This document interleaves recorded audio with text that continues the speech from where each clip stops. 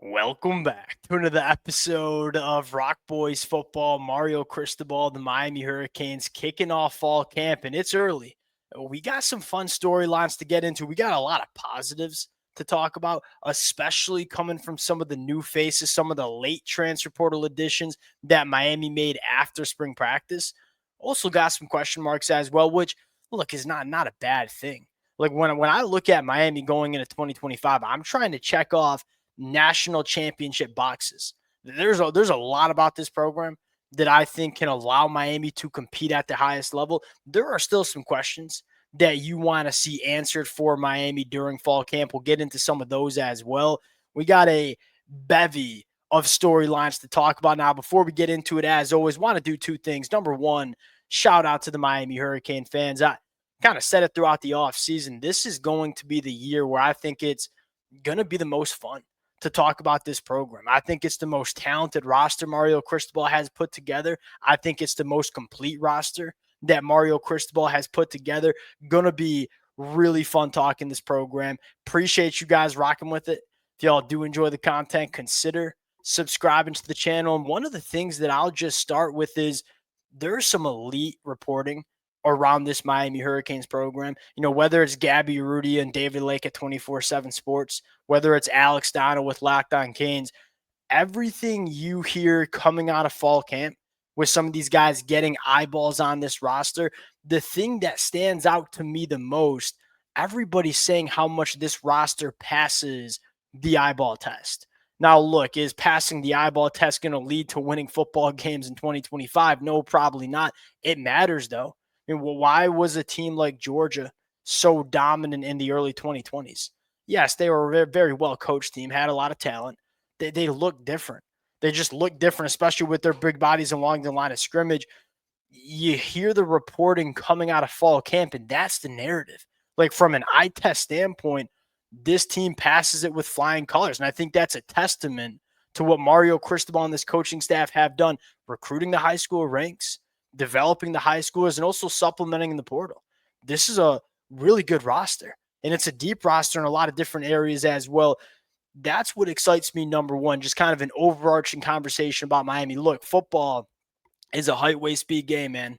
If you have the bigger, stronger, faster players, chances are you're going to win a lot of football games. And it feels like this is the biggest, strongest, fastest football team that we've seen Miami have in a very long time.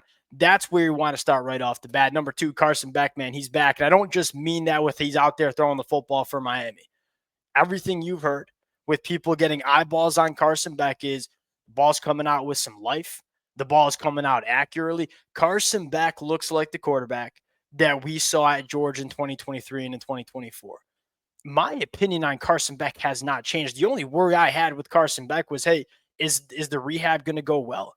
Is he going to make a full recovery? Well, everything we have heard sounds like he has.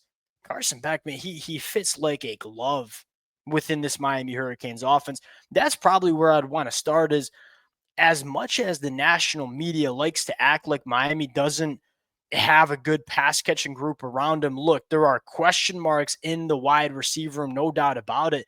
There's a difference between not knowing who your guys are and just not having guys. Look, I'm a Michigan fan. Michigan probably leans more towards that we just don't have that many dudes. We don't know who our guys are, but then you look at the roster and say there's not that much talent that excites me about him as a Michigan fan that we're going to be really dynamic in the pass catcher room.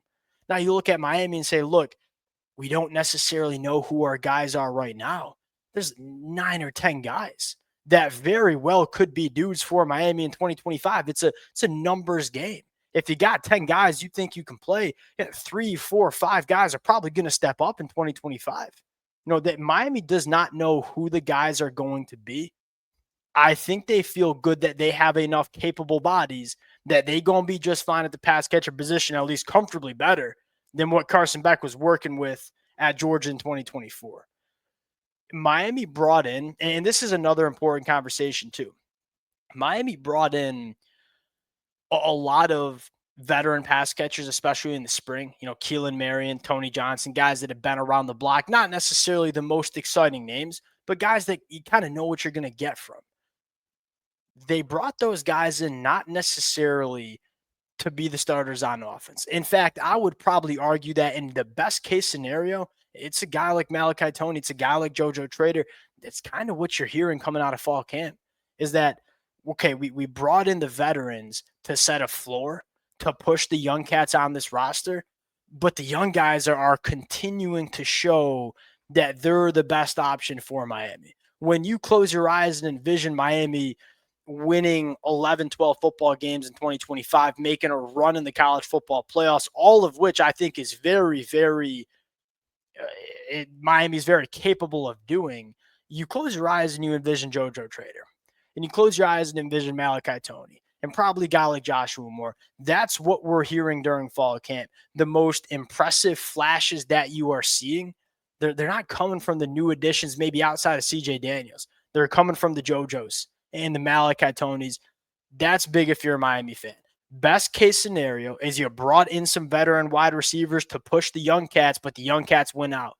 It's kind of what we're hearing coming out of fall camp. Here's the other storyline that fires me up, quite frankly. This linebacker room, which in the spring was a question, right? We weren't necessarily sure how, not necessarily good, but how dynamic the linebacker room was going to be. A lot of trust in Wesley Bassane. Not really sure who the other linebackers were. You throw some numbers at it, right? You bring in Motori. You bring in Kamal Bonner. Here's what excites me about the linebacker room. Very similar to the wide receiver position. A lot of capable bodies. I would also argue you got a really good football coach there in Corey Heatherman, who's going to be developing this linebacker room. And it's constructed in a really effective manner where you have some veterans within the program, like Wesley Bassane.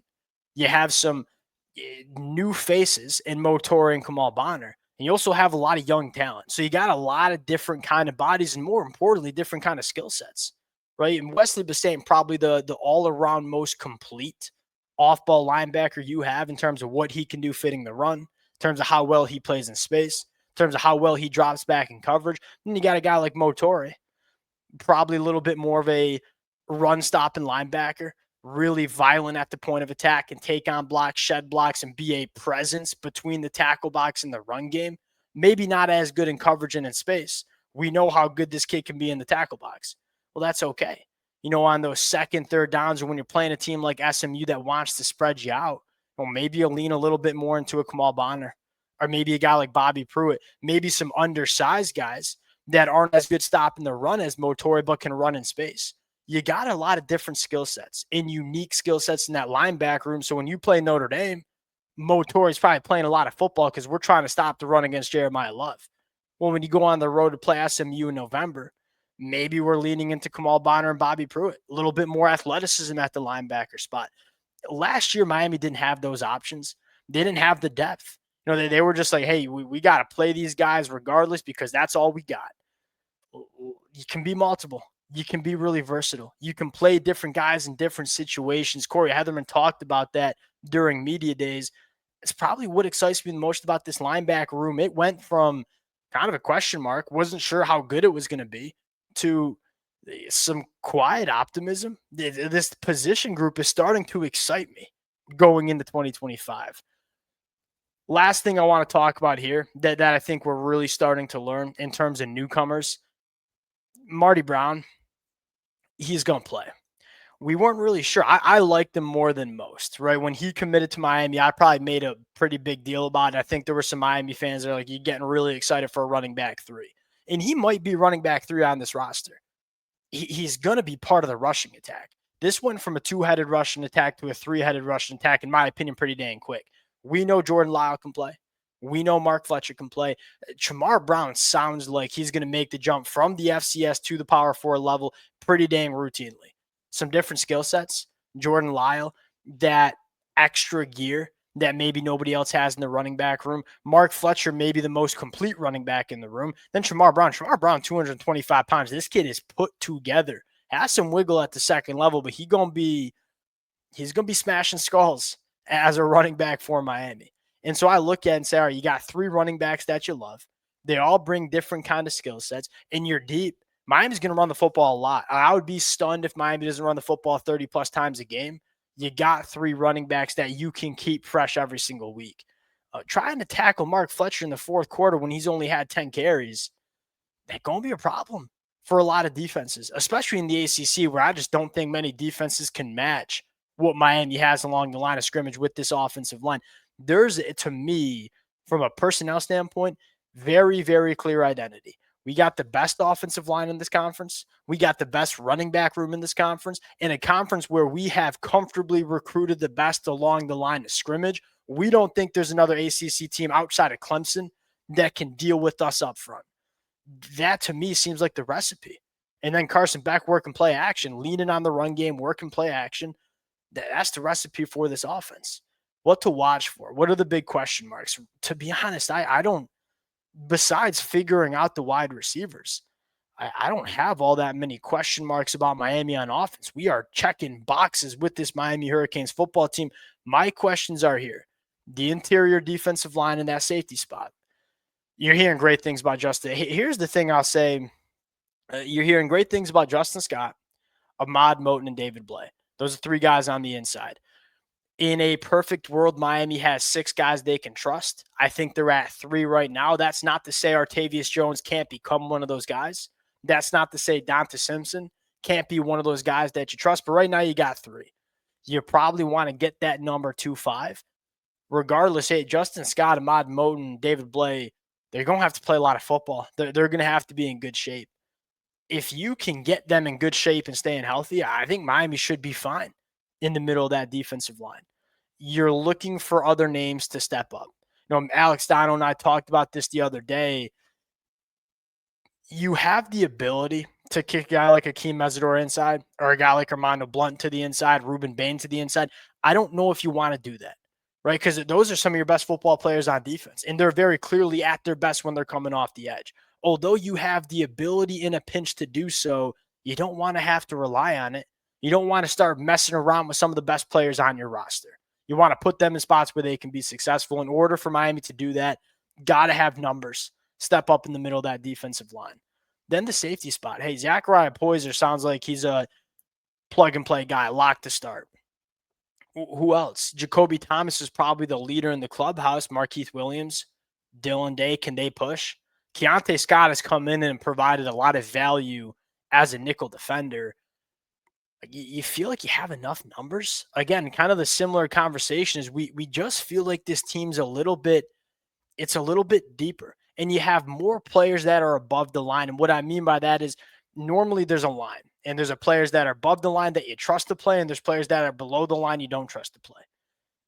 Last year on defense, we didn't have very many players who were above the line. And you were kind of forced to play some players that probably were below the line, guy like Zaquan Patterson.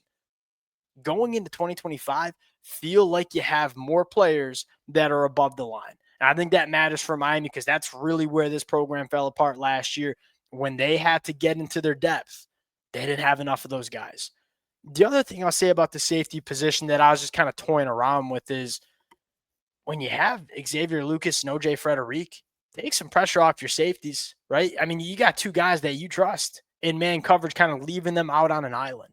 Probably takes a little bit pressure off the safety position in general when you have two cornerbacks that might be one of the best cornerback duos, not only in the ACC, but in the country. A lot of fun storylines. That's kind of a little bit of a primer, some early buzz that we're going to be talking about for the next couple of weeks. We are inside of a month until we're kicking off against Notre Dame. I'm so fired up for that game. Appreciate you guys rocking with it. If y'all do enjoy the content, consider subscribing to the channel. We'll talk to y'all later.